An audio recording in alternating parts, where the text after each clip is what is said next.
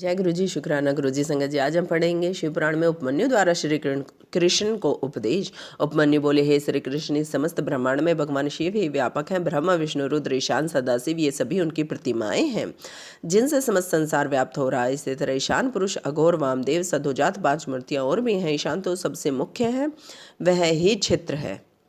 मूर्तिमान स्थाणु मूर्ति पुरुष है। बुद्धि तत्व का आश्रय लिए हुए अघोर मूर्ति है। अहंकार के अधिष्ठात्री वामदेव नामक मूर्ति है। शंकर जी के हृदय में बसने वाली सदोजात मूर्ति है। ईशानी मूर्ति श्रोतवाणी शब्द आकाश की अधिष्ठात्री है। ईश्वरीय मूर्ति तात्विक हस्त स्पर्श वायु की अधिष्ठात्री। अघोर मूर्ति नेत्र चरण की अधिष्ठात्री है। वामदेव मूर्ति रसना वायु रस एवं जल की अधिष्ठात्री है। इस प्रकार भगवान शंकर की 8 प्रतिमाएं हैं। धागे में जिस प्रकार मणियां स्थित रहती हैं, उसी प्रकार मूर्तियों में संसार स्थित है। वे हैं शर्व, भव, रुद्र, उग्र, भी, पशुपति, ईशान और महादेव। यह पृथ्वी, जल, तेज, वायु, आकाश, क्षेत्रज्ञ, सूर्य और चंद्र को धारण किए हुए इस तरह समस्त संसार शिव रूप है। अतः शिव जी की आराधना ही अभय अनुग्रह करने वाली है।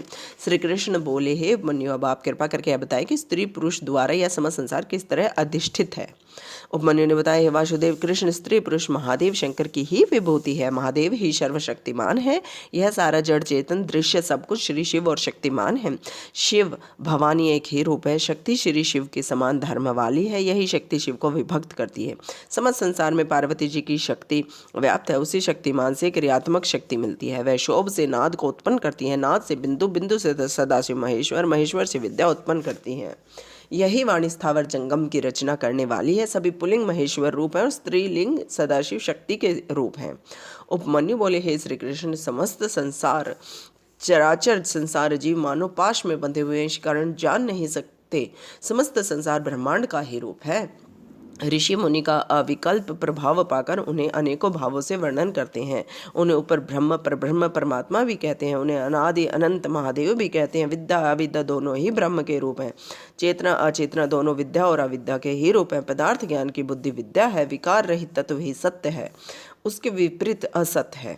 शिव तो दोनों के स्वामी है। सभी प्राणी जो हैं शर हैं और ब्रह्म अक्षर है।